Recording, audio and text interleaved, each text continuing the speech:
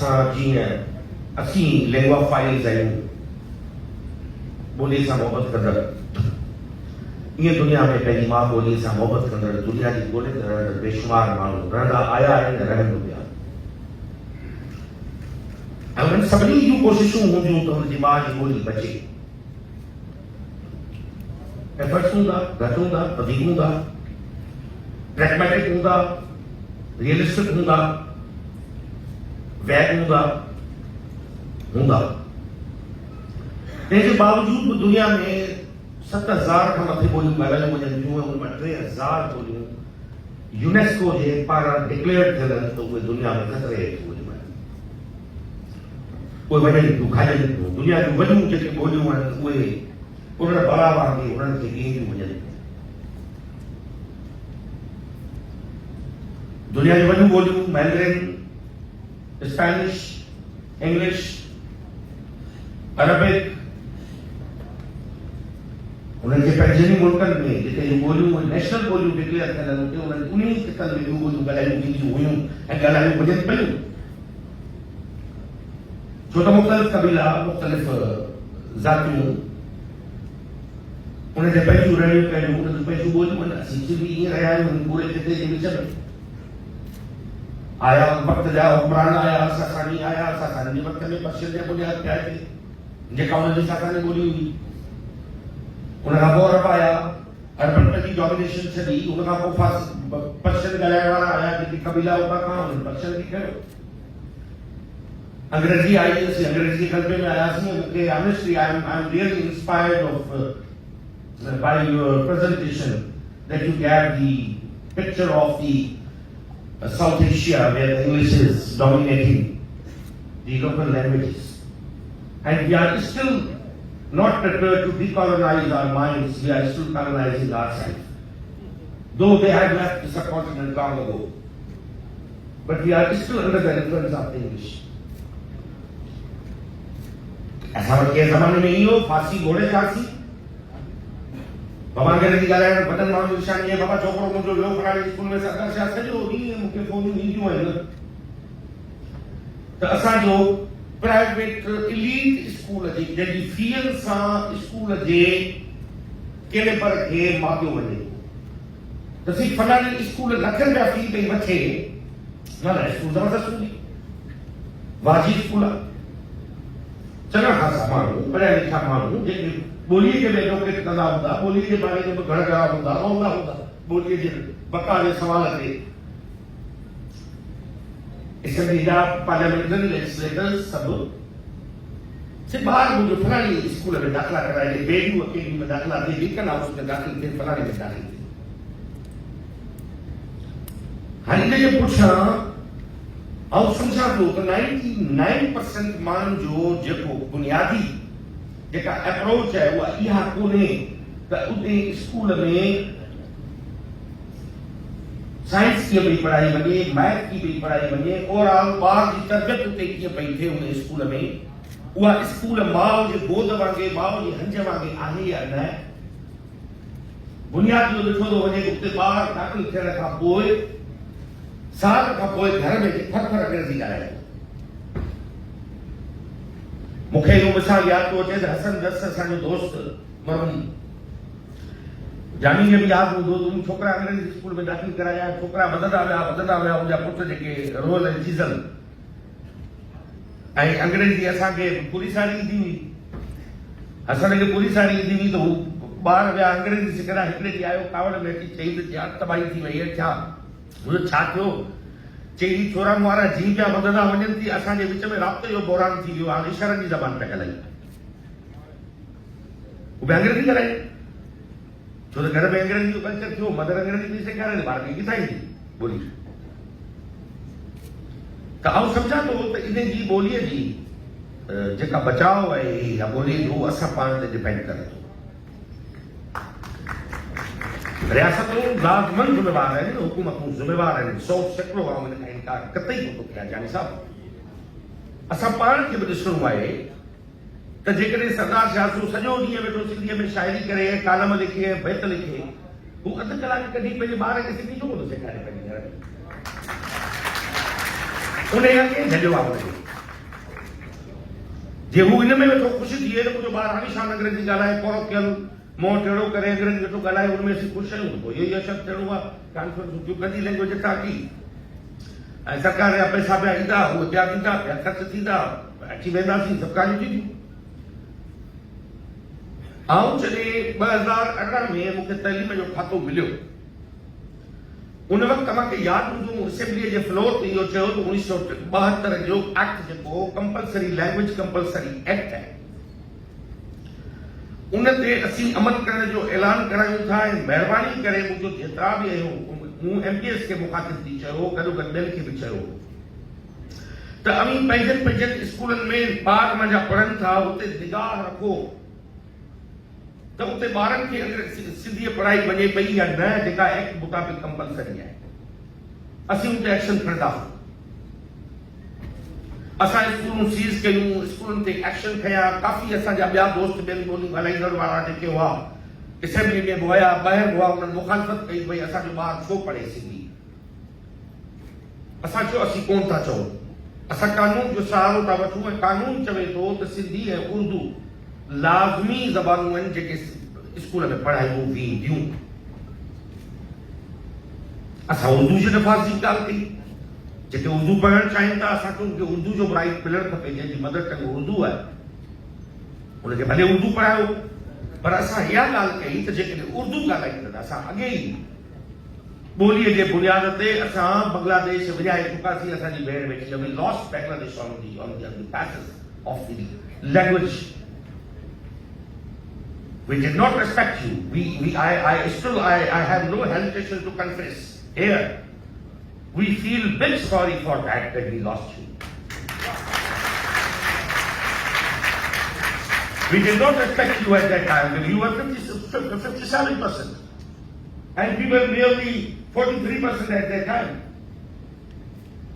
We did not respect you. That's why we are suffering today. We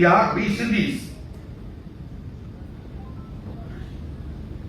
Encompassed in this boundary of this country. We are still fighting for our rights. This is not the case of 1952 and 53. I am speaking today, here in the year 2025, we are still demanding our Sindhi language should be declared as a national language. This is the case. I am telling you, this is very tragic, unfortunately, that is still the people who made it possible and who maneuvered and manufactured the whole scheme, which consequently came in the shape of the separation of Bangladesh from Pakistan, and today the same practice is still continuing in this state. अॼु उहा साॻी रविश जेका आहे जेका बंगालियुनि सां असां कई अॼु उहा सिंधियुनि सां ॿियनि सां रवा रखी वई वञे वेठा केतिरे वक़्त खां वठी फुटबॉल थींदो रहियो आहे ॿोलीअ जो बिल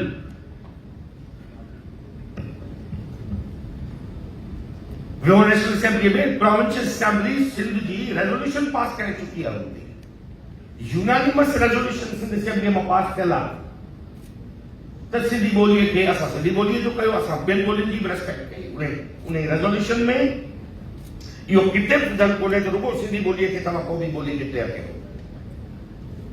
असां उनमें पंजाबी जी बि ॻाल्हि कई आहे असां उनमें पश्तो जी बि ॻाल्हि कई आहे असां उनमें बलोची जी बि ॻाल्हि कई आहे असां सराइकी जी बि ॻाल्हि कई आहे सभिनी खे कयो उन खां पोइ जेॾी महिल स्टैंडिंग कमेटियूं वेठियूं ॿ बिल पेश थिया मुंहिंजो साहिबु ॿ बिल तव्हां खां पहिरीं असेंबलीअ में टेबल थिया सेनेट में नेशनल असेंबली में हिकिड़ो 7 ॿोलियुनि खे हिकिड़े ई वक़्तु क़ौमी ॿोली डिक्लेयर करण जो बिल हो ऐं हिकिड़ो 4 ॿोलियुनि खे डिक्लेयर करण जो हो हिकमत अमली तौर हिकमत अमली स्ट्रेटजी ऐं सराइकी भाउरनि खे बि इहा वज़ाहत सां ॻाल्हि करे चवां थो उनमें मुंहिंजो ओपिनियन इहो मूंखां जॾहिं मशवरो घुरियो मूं इहो मशवरो ॾिनो हो त तव्हां इनिशियली जीअं पाकिस्तान में 4 आइनी इकाइयूं आहिनि पंजाब सिंध बलोचिस्तान ऐं केपी तव्हां आइन में अमेंडमेंट जी आइन में कॉन्स्टिट्यूशन में अमेंडमेंट जी तव्हां मूव कयो एक्ट बिल मूव कयो त उनमें इनिशियली 4 जेके आइनी इकाइयूं आहिनि इन्हनि 4 ॿोलियुनि खे क़ौमी ॿोली डिक्लेयर करे पर उन सां गॾु इहो क्लास बि शामिल कयो त उन्हनि चइनी सूबनि जूं जेके रेस्पेक्टिव सूबाई असेंबलियूं आहिनि उहे उतां खां जिन ॿोलियुनि खे सम्झनि थियूं त ही ॿोलियूं क़ौमी ॿोलियूं थी सघनि थियूं त उहे उन में शामिल करे ऐं रेजोल्यूशन जे थ्रू उहे फेडरेशन खे मोकिलीनि ऐं फेडरेशन बाउंड थिए उन आइन में लिखियलु हुजे त फेडरेशन बाउंड थिए त उन्हनि ॿोलियुनि खे क़ौमी ॿोली डिक्लेयर करे। छो त इहो मसइलो असां 7 ॿोलियुनि ते हल थी त ॾिठो ई कोन पिए। मुंहिंजो पंहिंजो ख़्यालु आहे भली जामी साहब वारा इहा अकाबरी वेठा आहिनि ऐं ॿोलियूं मां कोन आहियां। I am just a linguaphile. त जेकॾहिं तव्हांजो हली न थींदो मसइलो तव्हांजे हर सूबे में बि ॿोलियूं ॻाल्हायूं वञनि थियूं। इनिशियली पंजाब असेंबली कॾहिं बि सिराइकियुनि खां कंद कोन कढाए सघंदी जो सिराइकी एतिरी पॉपुलेशन में एतिरा नुमाइंदा हुनजा मौजूदु आहिनि त जेॾी महिल उन्हनि जो बिल जो आयो रेजोल्यूशन जेॾी महिल सूबाई असेंबली पंजाब में त हुननि खे सिराइकी ज़बान खे लाज़मन करणी पवंदी ऐं असां सिंधियुनि जो मां बि केस सिराइकियुनि जो मज़बूत थींदो छो सिंध में सिराइकी ॻाल्हाई वञे थी। सिंध मां बि रेजोल्यूशन थींदी त सिराइकी हुनमें बि शामिल हूंदी बिरादरी बि शामिल हूंदी मुंहिंजी ढाटकी बि शामिल हूंदी जेके 10-15 लख माण्हू ढाटकी ॻाल्हाइनि था उहे कुझु थींदा हिकिड़ो आलीशान लिटरेचर ढाटकी में मौजूदु आहे। इहे दिन मां केतिरी मां वेंदी त हिकु बि शामिल थी वेंदी हुनमें तव्हांजी शीला बि शामिल थी वेंदी ईअं मसइलो हल थींदो ई कोन भले वञी ज़ोर लॻाए बीह रहो। हीअ असांजी फेडरेशन अहिड़ी का सवली कोन्हे जो नंढनि सूबनि खे ऐं ॿोलियुनि खे इज़त सां ऑनर करे त उन में कमु कढण लाइ बाबा सिंधी में पाण चवंदा आहियूं दॿे मां गियो कढणो आहे त आङुर खे टेढ़ी करणी पवंदी। ऐं इन नमूने सां कॉन्स्टिट्यूएंट यूनिट्स जे बुनियाद ते उन्हनि जूं जेके ज़बानूं आहिनि उहे अचनि करे सघनि थियूं। ऐं सम्झां थो मुंहिंजो साहिब जामी साहब वारा ॿिया बि सभिनी सां तव्हां मीटिंग करे उते जेतिरा पार्टियुनि जा आहियो तव्हां पंहिंजी लॉबिंग स्टार्ट कयो। तव्हांखे सिंध मंझां सिंध असेंबली जी रेजोल्यूशन जेका आहे करारदाद उहा तव्हां लाइ वॾी हिकिड़ी सपोर्टिंग एलिमेंट मौजूदु आहे उहा मौजूदु आहे। ॿियनि सूबनि मां मूंखे ख़बर न आहे त रेजोल्यूशन आई आहे न आई आहे पर सिंध मां लाज़मन आयल उनजो आउं कापी तव्हांखे ॾेई छॾींदुसि। हाणे अचूं था हिन ॻाल्हि ते त भई असांजी ॿोलीअ जी भाण जो कमु जेको आहे साईं गुरदास साहब ऐं असां शुरू कयो हो इंडस स्क्रिप्ट जी डिसाइफरमेंट जो त ॿोली जी भाण थिए दुनिया जे सभिनी तहज़ीबुनि क़दीम तहज़ीबुनि जी ॿोली जी भाण थी चुकी आहे। सुमेरियंस जी थी चुकी आहे इजिप्शियंस जी थी चुकी आहे मायंस जी थी चुकी आहे येलो रिवर सिविलाइजेशन जी थी चुकी आहे माचू पिचू जी थी चुकी आहे अंका वारी जेका उहा थी चुकी आहे वाहिद इंडस रहे थी जंहिंजी ॿोली जी भाण न थी आहे। इन जो स्क्रिप्ट या डिसाइफर डिकोड न थियो आहे। इहो आहे असांजी पंहिंजी क़दामत ऐं तारीख़ खे जोड़ण जी ॻाल्हि पंहिंजे तशख़ुस खे उन ज़माने सां जोड़ण जी ॻाल्हि आहे। ऐं सम्झां थो इहो बि अहम कमु आहे पैरेलली हलंदो रहे पर उते तव्हांखे करिणो इहो पवंदो। असां उते वर्कशॉप कया हुआ राउंड कया हुआ इंटरनेशनल स्कॉलर्स घुराया हुआसीं जिन जिन जो कमु हो। आस्को परपोला फिनलैंड में वेठो आहे हेल्सिंकी में उते मूं सां राब्तो कयो उहो ट्रेवल करण जे क़ाबिल कोन हो। ॿिया जेके बि ॿोली ते कमु कंदड़ इहा दुनिया में माण्हू मौजूदु आहिनि उनजी पूरी डायरेक्टरी डिपार्टमेंट वटि मौजूदु आहे। असांखे रुकावट बि उन वक़्त में इहा हुई त असांखे हिंदुस्तान में जा एक्सपर्ट्स खपिया थे जेके तामिलनि जा तामिल ॿोलीअ जा इहो छो मार्क किनायत जो ख़्यालु हो त जेसि ताईं तव्हां साउथ जा माण्हू एक्सपर्ट लैंग्वेज शामिल न कंदव त तव्हांजी ॿोली जी भाण न थींदी। इहा वॾे में वॾी रुकावट हुई जो इंडियन स्कॉलर्स खे असीं न घुराए सघियासीं। हाणे उहो मुमकिन आहे त न घुराए सघजनि पर उनखे ऑनलाइन अची सघिजे थो। ॿिए नंबर ते इन स्क्रिप्ट में हिकिड़ो कमु तव्हांखे डिपार्टमेंट खे इहो कंटिन्यू रखणो पवंदो जेको असां कयो हो तव्हां बि ईअं कयो पिया उहो इहो आहे त तव्हांखे वधि खां वधि सिंध में एक्सकेवेशन शुरू करणी पवंदी खोटाई जो अमल शुरू करणो पवंदो किथे रोज़ेटा प्लेट वांगुरु तव्हांखे का हिकिड़ी इबारत ऐं पैराग्राफ मिली पवे जेका हुननि खे हेल्प कंदी न त इन्हनि लफ़्ज़नि ऐं सील्स ते कुझु कोन थींदो। टेक्स्ट मिले न पूरी इबारत मिले पैराग्राफ मिले पूरी किथे लिखियलु मिली वई हली त उहा जीअं हुननि जी ॿोली खे बुनियाद रोज़ेटा प्लेट कयो। त नंबर टी ॻाल्हि त इहो मैंडेट जेको आहे इहो लैंग्वेज अथॉरिटी जे हवाले कयो। इन करे आउं सम्झां थो त असां उन वक़्त में लैंग्वेज अथॉरिटी जे हवाले कयो हो छो त ॿोलीअ ते हिकिड़ी अथॉरिटी मुख़्तस थी चुकी आहे। हिननि खे फंड्स खपनि फंड्स प्रोवाइड करे ॾियो हिते जे नथा करे सघनि उहे स्कॉलर्स नथा अची सघनि त काई वॾी ॻाल्हि कोन्हे। हितां खां टिकेट इस्लामाबाद जो टिकेट दुबई जी टिकेट में 15-20 हज़ार जो फ़र्क़ु आहे। दुबई में वेही उते वञी सभिनी स्कॉलर्स खे घुराए रिकॉर्ड करे वठनि इहो को एॾो वॾो कमु कोन्हे, इज़ीली थी सघे थो कि पाकिस्तान में नथा अची सघनि त उते अची सघनि।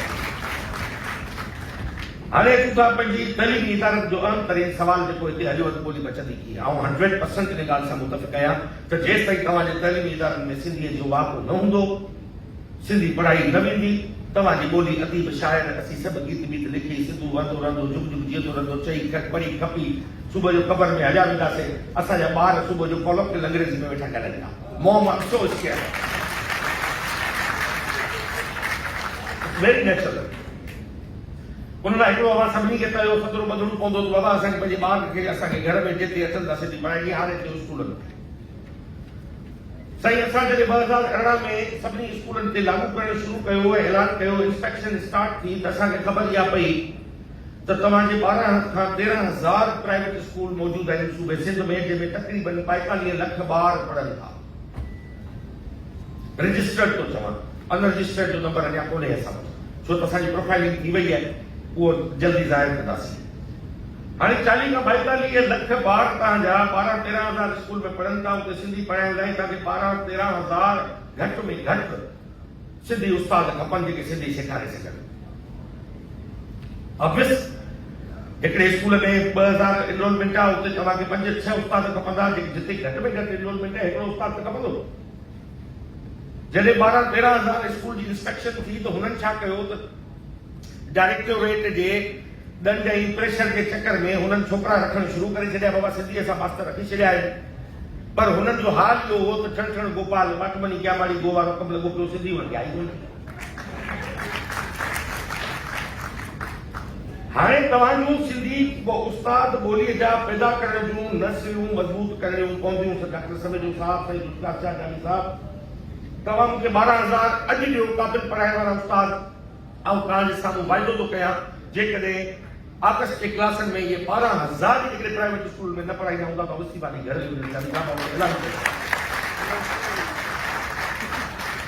I am equal to 13,000 trained teachers जेके सिंधी पढ़ाए सघनि। ऐं शायदि त करे सघां थो, मूंखे तो सिंधी सेखार, ऐं हराम सूअर जे मूंखे अचे त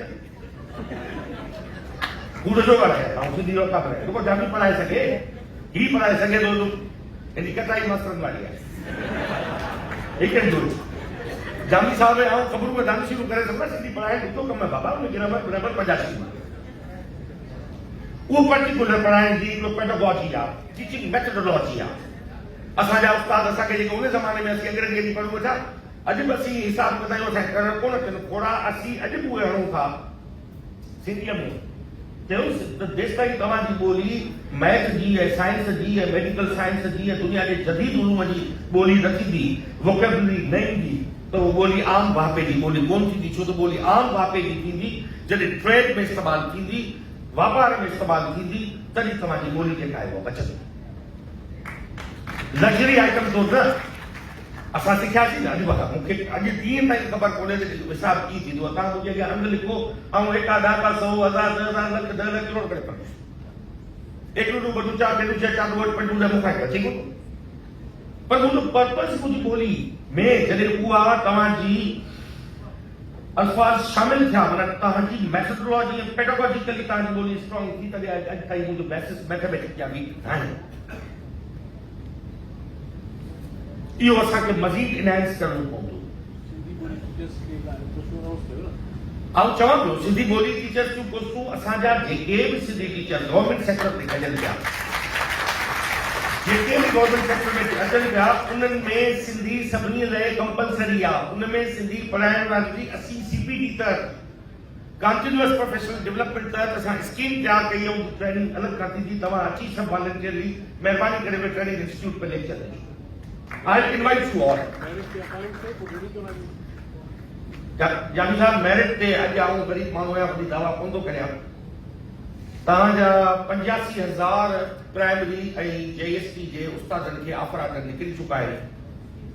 जेकॾहिं हिकिड़ो छोकिरो मूंखे जेकॾहिं चवे त सिफारिश पैसे ते आयो रिसिप्ट ॾिसो त चयो इस्तीफ़ा ॾेई करे हिकु माण्हू सभु इहे मेरिट ते अपॉइंट थींदा।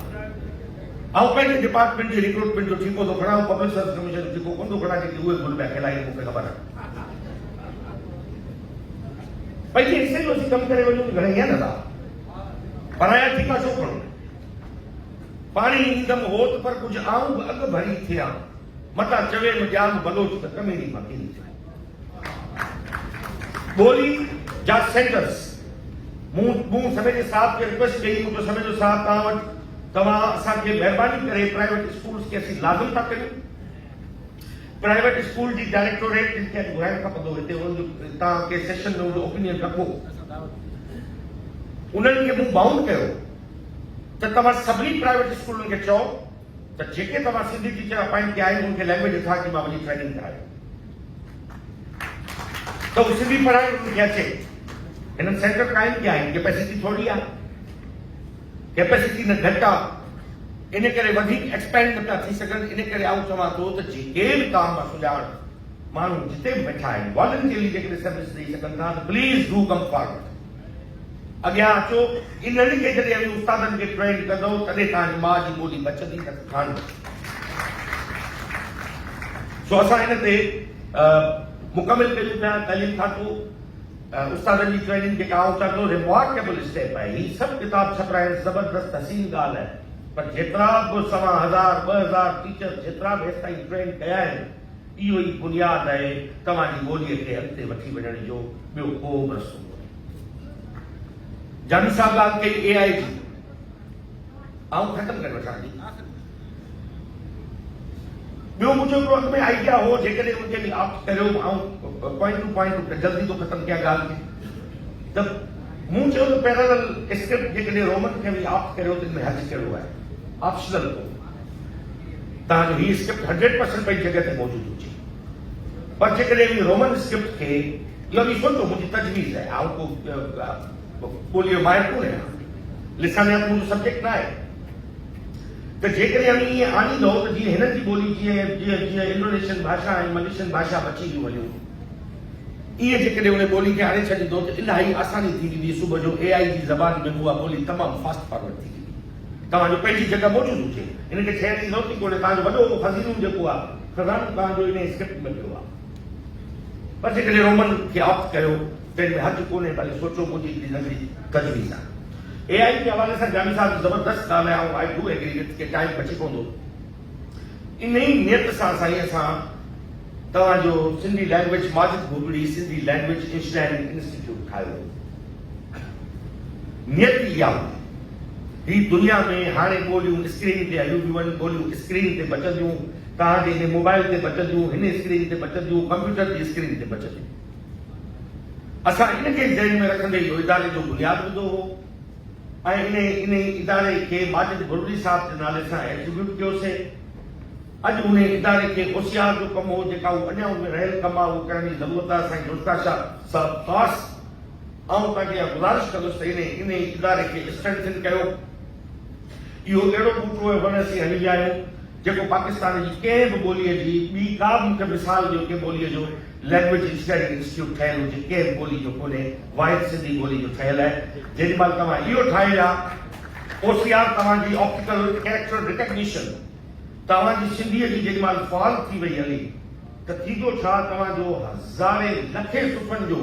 जेको मवाद तव्हांजे लाइब्रेरीज़ में पियो आहे उहो हिकिड़े धक में टेक्स्ट फॉर्म में अची वेंदो पिक्चर फॉर्म मां टेक्स्ट फॉर्म में अची वेंदो तव्हांखे रिकम्पोज करण जी ज़रूरत कोन्हे वन क्लिक ते उहो तव्हां सुबुह जो एडिट करे जीअं वणे थी आणे सघो था उहो सॼो जो सॼो जेॾी महिल AI खे अची वियो ओॾी महिल दुनिया जी साफ़ ताक़त तव्हांजी ॿोली खे ख़तमु नथी करे सघे इहो ॿुधाए थो छॾियां हिकिड़ो आसान तरीक़ो पियो आहे टूल इन ते तव्हां कंसंट्रेट कयो ऐं आऊं 100% सां एग्री थो कयां तव्हांजी महिरबानी आऊं वधीक टाइम नथो वठां so many things to share and ideas पर टाइम जो मूंखे ख़बर आहे त अंदाज़ो आहे इलाही टाइम थी वियो आहे ऐं जुल्का शाह साहब सतरे महफ़िल हो उनखे पंहिंजो डेकोरम तोड़णु न खपे हा असांजो दॿायूं पहिरीं बि साॻियूं हूंदियूं आख़िर में बि साॻियूं हूंदियूं फ़र्क़ु को कोन थो पवे पर तव्हां सतरे महफ़िल हो त उनखे हुजणु खपे हा ऐं आख़िर में डॉक्टर समेज साहब जेका ॻाल्हि कई त पंहिंजो मूसीक़ी पोस्टपोन करण वारी जेको ई वाक़ियो थियो आहे ऐं रियली हिनखे बिल्कुलु एप्रिशिएट थो कयां